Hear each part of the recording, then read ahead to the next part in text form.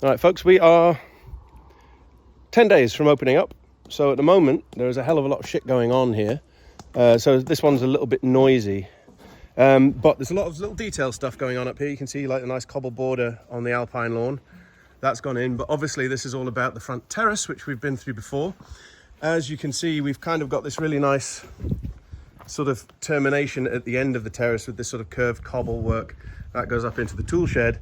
And look, the patios, the patios that we talked about are down. This is what I was talking about, these long thin beds that we're going to get. So they're all ready to go. We're just at the moment like digging out, obviously to support these slabs. There's a fair bit of concrete and stuff has gone into here. So we're just trying to dig that out so the plants can actually get access to the soil. John, don't you dare turn that bloody thing on. I'm just doing a wee video, yeah, just to show folks that.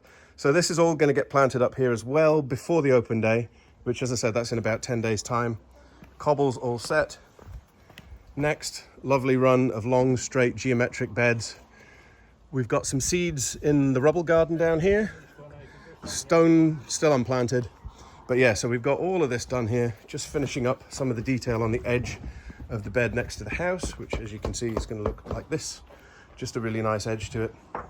This all looks, as you can see, quite bleak at the moment because it's all just stone. But we have the plants and they are ready to go. So hopefully early next week, 3-4 days before we open up, we'll be able to get some of those in. And obviously new plants look really new, don't they? They never look quite as amazing as they've been settled in for 5 years.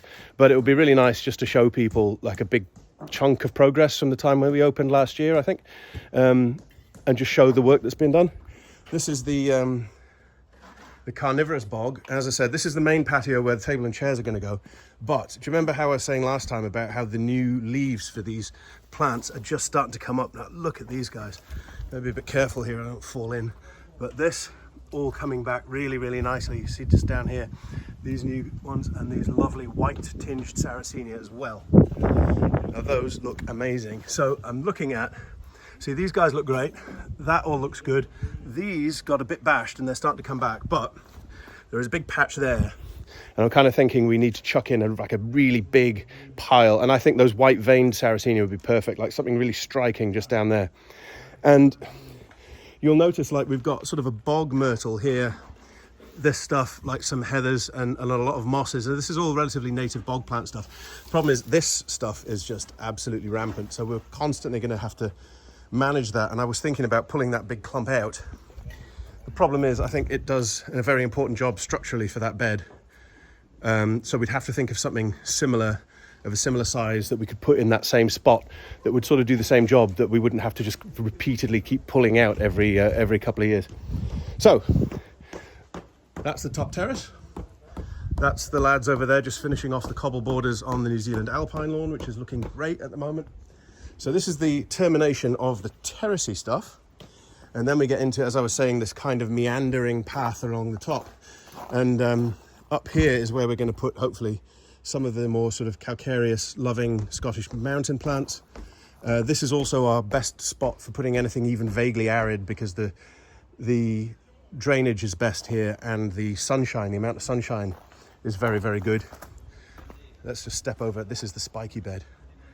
Look at that. That's really started to bed in as well. So this sort of meanders all the way around the house. At the moment, nothing's been planted. We've still really got to, what I've said to the garden team, and you can sort of see it here a little bit, is pull out everything except the shrubs. So we've got these shrubs in place. They're going to stay, but we're trying to sort of pull out all the weeds that have grown in between them and figure out what we've still got left. But this comes all the way around the side of the house. And because it's the Linn, some fabulous murder spikes all the way around to the front. And now this is a really nice touch.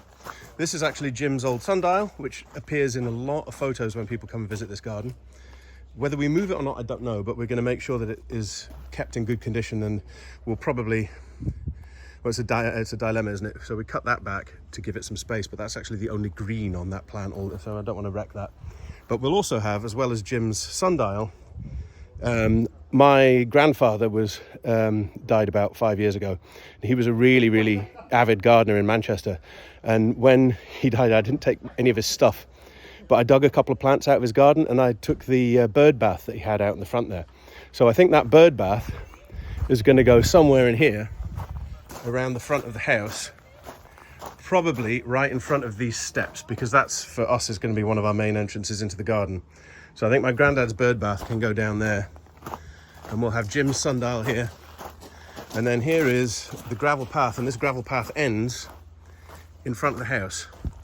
Now, we haven't come up with a way of actually terminating this properly at the driveway yet, but this is a design decision for another day.